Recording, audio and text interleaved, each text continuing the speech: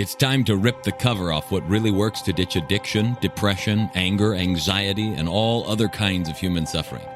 No, not sobriety. We're talking the F word here, freedom.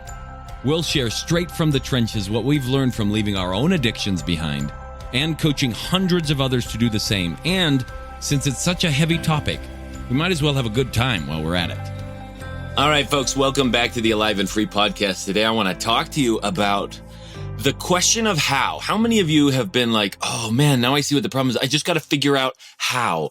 And all the time when we see something, we're like, well, how do you do that? How do you do this? How do you do that? And we get stuck on this question of how.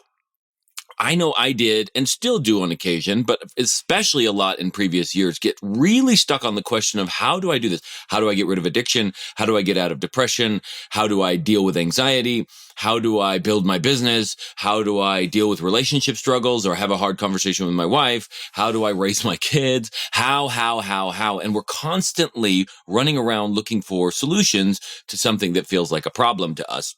And we're looking for step-by-step processes that will enable us to finally get out of it. And while sometimes those work, have you noticed how when you have an answer that sometimes it works and sometimes it doesn't, and you're never really clear why, and you're like, I'm trying, I'm doing everything I'm supposed to do, and it's not working? Have you noticed that? Do you want to know why? The reason why is because the actions you're taking don't match what's actually happening. They don't match reality. You can't see that. I can't see that. And when we can't see that, when we're just flying blind and we're swinging in the dark, and sometimes it works and sometimes it doesn't. So it's not bad to learn from other people, to ask for their how. But ultimately, the only thing that will ever solve any of the struggles you may be in is to actually be able to see what's going on. And then here's the trick. When you are finally in touch with the truth of what's actually there, there isn't a how. There isn't a 5-step process. You'll just go change it. Now, I know that sounds like a big claim, so I want to give you an example. Recently, a client of ours, he sent me a message saying he was struggling. Now, this is a guy who had been through some really traumatic events in his life. Yes, he'd had some compulsive behaviors, but the biggest thing that he was dealing with was honestly that he'd been divorced. His wife had left him in the middle of all these things, despite all of his attempts to try things out. And despite all of the years that he had spent learning how to be a good communicator and all these other things, that wife had still left him. And that left him with some bitterness around women. It left him questioning his own well-being and his own goodness and whether or not it was worth it to try. And at some point in time, he sent us a message and he was like, look, I don't really know what's going on. All I know is that I feel like it's not worth trying anymore, right? And he sent that kind of message. Now, I want to read some bits and pieces of the message he sent because I want to show you a way to break this down. Now, what I had him do was write just stream of consciousness. For those of you who don't know that, it means just whatever comes to mind. So no editing, just give me a solid paragraph of all the things going on. And then I told him I was going to show him how to cut through all that clutter to see what's actually happening as clearly as we could from his words. See, because the trick is, everything that is true about you in your life, all the problems that you're having, all the struggles you're having, they come out in all kinds of ways, in your actions, in the way you breathe, in the way you move, in your behaviors, in the words that you say. And you don't realize it, but like Darth Vader said, your thoughts betray you. So do your words. So does everything you do. Everything in your life is trying to just share with the world the honesty of what's really going on. And we just end up hiding from it. So I had him write a paragraph. Now, I'll probably edit out a couple things here and there, but he's like, okay, I feel so conflicted and confused in the romantic sector of my life. I don't feel like I want to try. Like in part, I'm happy the way things are and the way I am because he'd come a long way and now he's like totally happy in his life and he's joyful and he's, doing things that he hadn't been done before, so much freedom and stuff from all the pain he'd been in, right? He says, but another part, I still don't know what to do with my dream of being a husband and father. I want to be loved. What's to say I won't just get thrown away again? There's the fear, right? Why would I even put work into this? I hate it. I just want a deep and lasting relationship, and I don't know how to have one or find one. Obviously, I can't keep one. Obviously, right? How can I help people if I'm still stuck here? How can I help other people save their family if I can't even maintain a family of 2? How can I ever find a partner when I'm not marketable? Like, I feel valuable and know I am, but I don't know how to convey that. And part of that crappy marketing is I'm not manly. Like, I like me, but I don't have those qualities to market. I also hate when I tie my happiness to this. Sometimes I still miss her, and I hate myself for that. Like, I don't experience it as pain, but why do I continue to choose to keep her in my mind? End of thing. Okay? Can any of you relate to this?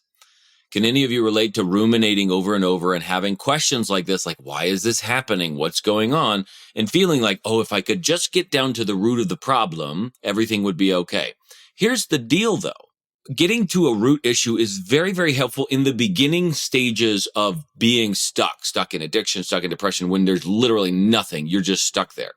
But once you've gotten some momentum, once things have started to clear up in your life, chasing root problems is not the way out, because the circumstances in your life are being created by the actions you're taking. Some of those actions are emotional, sure, and emotions definitely drive actions. But when you can really look down to the center of the actions that you're taking, the choices that you're making, those are the things that'll change your life. And so what I did was a basic process that I was taught a long time ago called a brain software upgrade, right? It was from my mindfulness teacher that I spent some years training with and learning from. And he basically would have us write a stream of consciousness like this, and he would have us go through a couple of different passes where we were eliminating things and introducing a little bit of chaos into the text by juxtaposing certain phrases and sentences because we've cut out all of the intermediate stuff. The first thing that we had to do was get rid of anything that was talking about who he was as a person. Does that make sense? Because that's not what's actually happening, right? Who you are as a person is not is not the actions that are being taken. That's just your feelings about yourself. And ultimately, while those feelings can be disintegrated and dismantled and let go of, what's more important is to recognize what are the actions being taken. So any to be verb or anything that's talking about you as a state of being, like this is just the way things are. That's the first pass. You're going through it and you're like, okay, we're getting rid of anything that is just the way things are. So if I go through this and I go, I still feel so conflicted and confused in the romantic sector of my life. That's about how he is right now. So I get rid of that one. I don't feel like I want to try. That's a feeling state. That's a being thing, right? Like in part, I am happy, gone. The way things are, gone. And the way I am, gone. But another part, I still don't know what to do with my dream of being a husband and father. Now, I still don't know is a state of being. And that's what it sounds like here. This is a very subjective process. If you're doing it on your own, you can, there's other ways you might disagree and you might do it differently. But the way it came across here is that I still don't know what to do with my dream of being a husband and father. So that's a state of being. There's another reason that I would take this out, but we'll get to that in a second. I want to be loved. Okay, cool. To be loved, I'm in a state of desiring. I would get rid of that. What's to say? Now, I wouldn't always get rid of an I want statements, but this one feels like it's just like, this is where I'm at. What's to say I just won't get thrown away again? That one we'll leave for now. We'll take it out later. Why would I even put work into this? Right? I hate it. I just want a deep, lasting relationship. That's a state thing. That's all I want. And I don't know how to have one or find one. I don't know how. Again, state of being. So we're getting rid of that. Obviously, I can't keep one. That's talking about him as a person and a quality. So how can I help people if I'm still stuck here? All right. I'm still stuck. That's gone. But the first part of the sentence I would leave for now. How can I help people save their family if I can't even maintain a family of two? The last part I would get rid of in this stage. The first part we'll leave for now. How can I ever find a partner I want when I'm not marketable? Like I feel I'm valuable. I know I am. These are all of these different pieces. And so how can I ever find a partner I would stay for now? And then I get rid of, I'm not marketable, but I don't know how to convey that, all that stuff. Part of that crappy marketing is I'm not manly. Again, that's an I am thing. There's another reason to take that out, which we'll get to in a second. Like, I like me, again, state of being, but don't have those qualities, again, talking about himself. I also hate when I tie my happiness to this. I also hate feels like an active verb here. But there's two clauses. We could get rid of the hate, and we could just leave I tie my happiness to this. And then sometimes I still miss her. And so that we can leave for now if you want. You can also leave it out if you want. It's fine because it could be a state of being there. And then there's the I hate myself for it, right? That feels a little bit active, but it could also be something you take out. I don't experience it as pain. That, again, is questionable. But why do I continue to choose to keep her in my mind, right? I get rid of the question there a little bit, but we can leave. I continue to choose to keep her in my mind. All right, so that's left us with hardly anything left. Can you see that? First pass, all the things talking about just this is the way things are. This is just the way things are. Have you noticed how when you're fixated on this is just the way things are, that you lack the ability to do anything because, well, that's just the way things are. Anything, there's nothing I can do to help it. You amplify your helplessness when you are busy talking about this as the way things are. Stop amplifying your helpiness. Cut through the crap and just start looking at the actions that are being taken. If you or someone you know is looking to drop the F-bomb of freedom in their life, whether that's from past trauma, depression, anxiety, addiction, or any other host of emotional and personal struggles, but they just don't know how or want some help doing it, head on over to thefreedomspecialist.com/feelbetternow and check out some of the things we've got in store for you, or book a call so we can look at your unique situation and get you the help that you're looking for. All right, the next pass is to get rid of anything that's talking about other people or phrases or ideas that came from other people, if that makes sense. So one of them is ideas, well, these are two different passes. One, talking about other people, and then phrases or ideas that came from other people. For the sake of brevity, I'll keep it short. So as we go through, most of the first step was gone. Dream of being a husband and father is a vague thing, and I would submit that that's another reason to get rid of I don't know what to do with my dream of being a husband and father. The person wants definitely a relationship with a person in moment-to-moment happiness with them. But the whole husband and father thing, it's a concept. It's an idea. It's not really a static, it's not really an action that's being taken. And it seems to be about like an ideas that's just in his head that he probably grew up with. So that's another reason that I would take that out. He's like, okay, what's to say I won't just get thrown away again? Those were questions that were in there. That's about himself, like about the future, but this is an idea that he's got in his head. It's not actually actions being taken, right? Why would I even put work into this? This I would keep, right? Both of those you could say, but why would I even put work into this? I hate it. That feels like a very active thing, right? So that's definitely a nugget. And then he went on and then he's like, how can I help people? All of those, he's talking about other people. We cut it out because that's not what we're after. And so then we come down to him finding a partner, all that other stuff. I'm not manly. Manly, that's another concept in the world. So that's an idea. What manly is an idea that you got from other people. It's not relevant here, right? I don't have those qualities, all that stuff. And so when it comes down to it, all we're left with is, why would I put work into this? I hate it. I tie my happiness to it. And I miss her and hate myself for it. Although sometimes I would just say hate myself for it. Why do I continue to choose to keep her in my mind? So we're left with that whole paragraph is, here's a guy who is choosing to keep her in his mind and hates putting work into trying to find someone else. And so when I shared that with him, he was like, wow, that was pretty incredible. I didn't realize like that's all I was doing. He's like, I guess I just need to figure out how to stop choosing to put her in my mind. Because, you know, when I sent him the message, I was like, look, the more you fixate on a donut, the more it's in your mind, the more all of your life will be around the donut. And you learn something and it reminds you of the donut, and the donut will just fill everything in your mind. I know it's a stupid example. Bear with me. The more you fixate on anything, the more it will infiltrate every facet of your life. Because he's choosing to keep the old woman in his mind, it is now poisoning or infiltrating all the other areas of his life. That's the action he's been taking. And as a result, he hates kind of going to these other ones because it reminds him of that and reminds him of everything else. And there's, judgments about himself that are coming up. But the actions he's taking is to choose to keep her in his mind. And number two, tying his happiness to it. So he says, how do I get rid of it? And I just said, there isn't a how. When you can really honestly see the truth, automatically your body and your mind create a different relationship to what's going on, and you will naturally take actions that just change things. But if you're saying, oh, I keep choosing her and I don't know how to get up to not do it, that second part, and I don't know how, is a lie. That's not a truth. The truth is you're choosing to keep her in your mind. Anything you're adding on, and I can't stop, all of those things are lies. They might feel true, but they're not.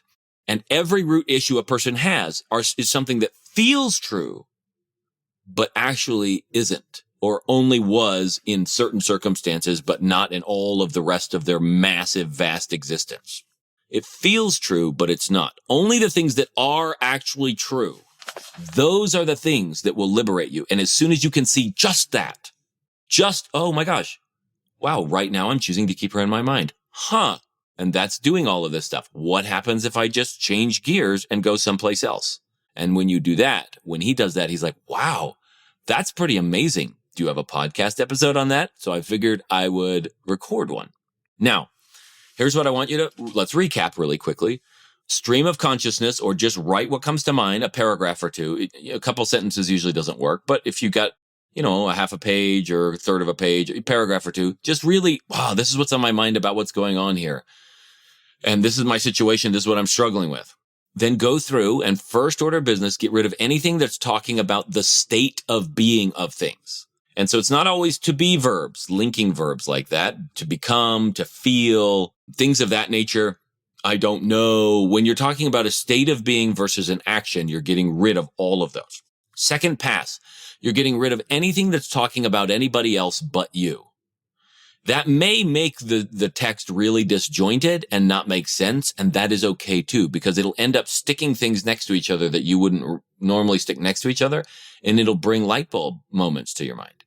The third pass is that then you get rid of any ideas or concepts that are social ideas or concepts, things that came from other people, things you've read, concepts you like, scripture, books you've read, movies you've seen, what friends say, common aphorisms and sayings, ideas in the world, all of that stuff. Anything that is ideas that came from elsewhere, you're going to get rid of as well. And what you'll be left with is just actions that are about you being taken by you.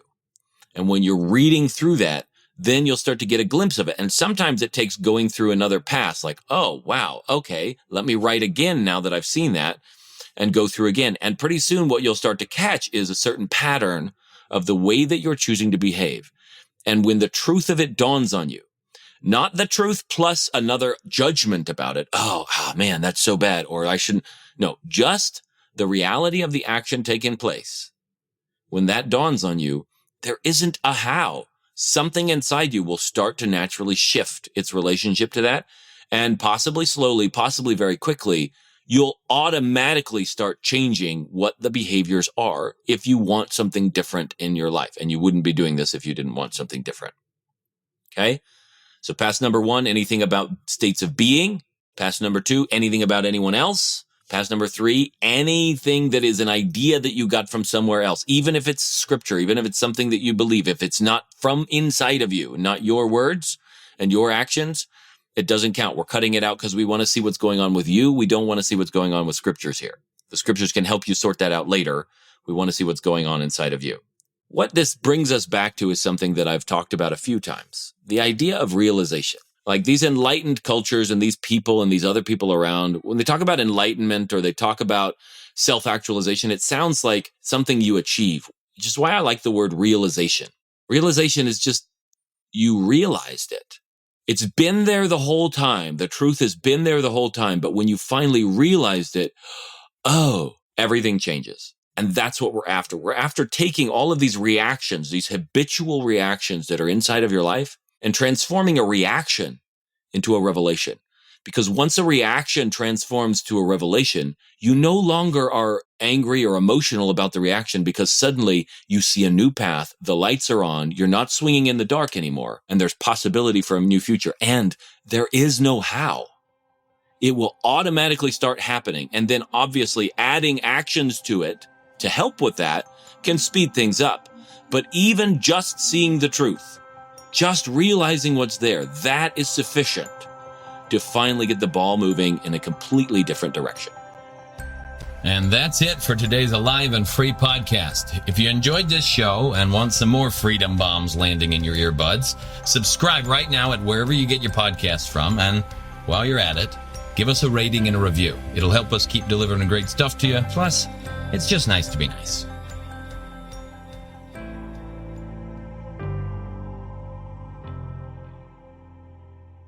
This is the podcastfactory.com.